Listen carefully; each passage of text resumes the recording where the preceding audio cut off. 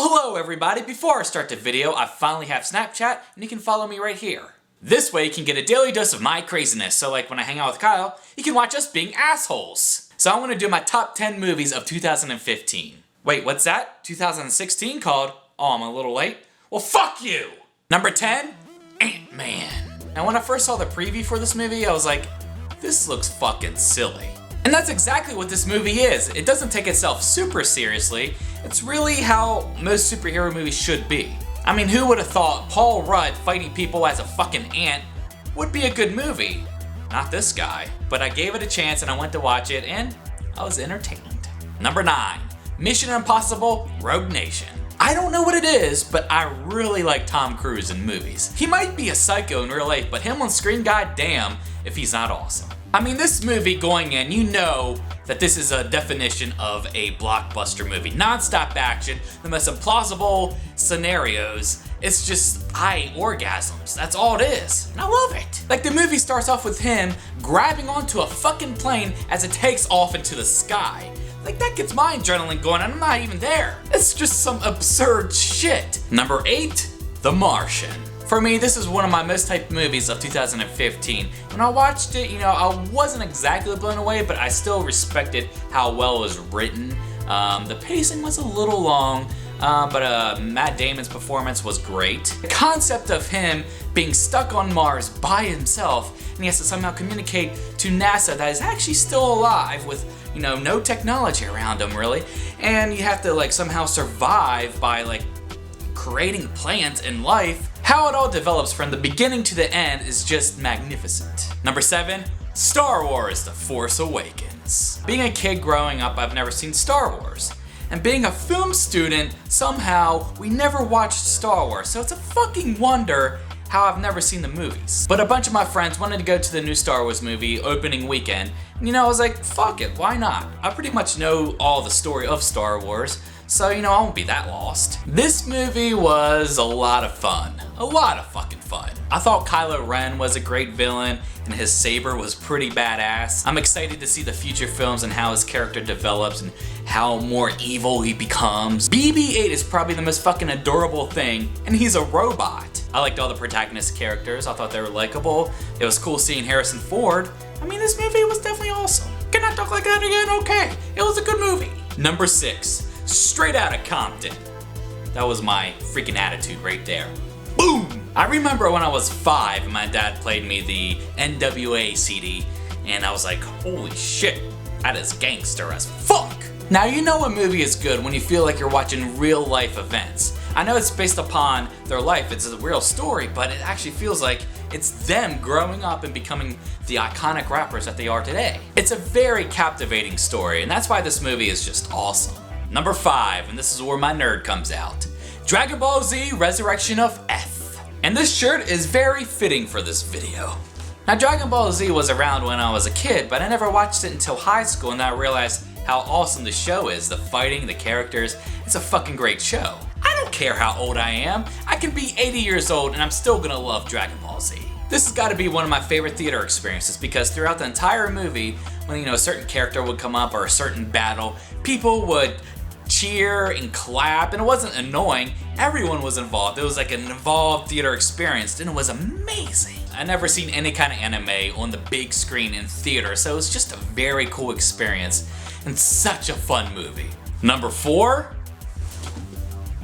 It Follows. Now this movie in particular isn't a jump out at you scary, but damn if this movie's not awesome and well made. The concept of someone following you and you have no idea what they look like and they'll always follow you until you die is frightening. You pretty much gotta keep on running your entire life and keep on looking behind you because you never know when that thing is behind you. When a horror film comes out like It Follows, you have to watch it because most horror films nowadays are pretty much the same thing. The boos, the scares, and the concepts are always kind of mending together. So this is like a fresh, awesome movie. Also, the fact that this film feels like it's made in the 80s gives it a good authentic feel, and then the soundtrack is holy shit awesome. Hearing some of that music almost sends shivers down my spine because it's just that haunting and eerie and just unsettling. That's what makes it great. Number 3, Creed. Now again, I'm a little ashamed I didn't see any of the Rocky films, but I did watch the first Rocky with my girlfriend, and then we went to go watch Creed.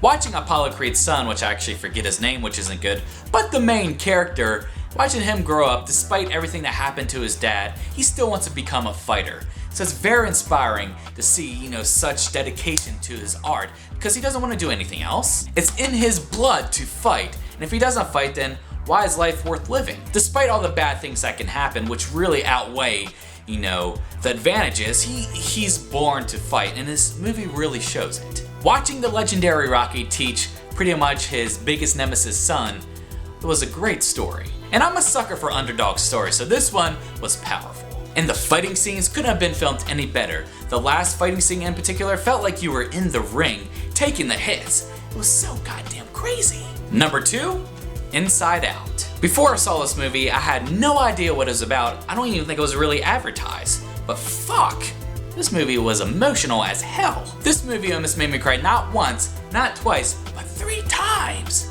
Damn!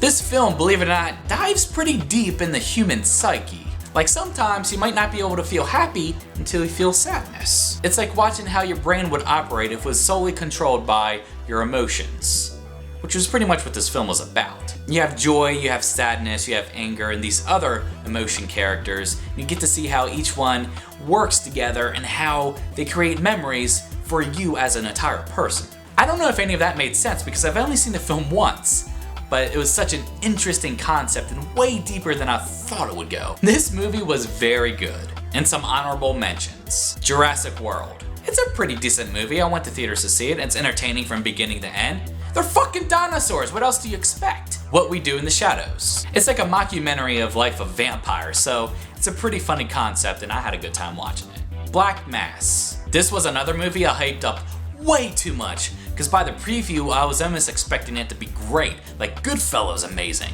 but it was just not. And watching Johnny Depp play a serious role in Forever got me really amped up. It was good, just not great. Avengers 2. I'll probably get a lot of flack that this movie wasn't in my top 10, but I felt like there was just way too much going on. I just didn't fully enjoy it like I did with the first Avengers. And number 1, Daddy's Home. Just kidding, don't shoot me. Number 1, Mad Max. I mean, holy shit. I'm pretty sure this film has landed as one of my favorite action films. Now it might be because I have a deep love for Twisted Metal, which is a PlayStation game I grew up playing. Just a bunch of cars crashing into each other, blowing each other up, and this film was pretty much it coming to life. It honestly doesn't get more badass than Mad Max Fury Road. I love the post-apocalyptic setting. It was very gritty. The characters and costume design was cool as fuck. Mad Max, Furiosa, and Morton Joe, all of them, fucking awesome. And some of those vehicles, it's like, how the fuck do you design something like that? How the fuck do you film something like that? My brain, I feel like a baby trying to think of how something like that is filmed. I just can't grasp it. Like the first time I watched this film, it was just so much happening. I had to watch it a second time, and I even enjoyed it more the second time. It's just such a good movie. Now, character development and story arcs, you're not going to get much of that. You're pretty much going to get balls to the wall action, and I'm okay with that. Here's hoping the next one's going to be just as good. Wow, I just had deja vu. I wonder what that means. So there's my list of my favorite 2015 movies. If you want to see some more of my favorite things, just let me know below what you want to see. Top 10 of something, or if you want to see some more vlogs, I'll probably mix those in. I gotta do that shit a lot more. And I'm a baby. Fuck yeah!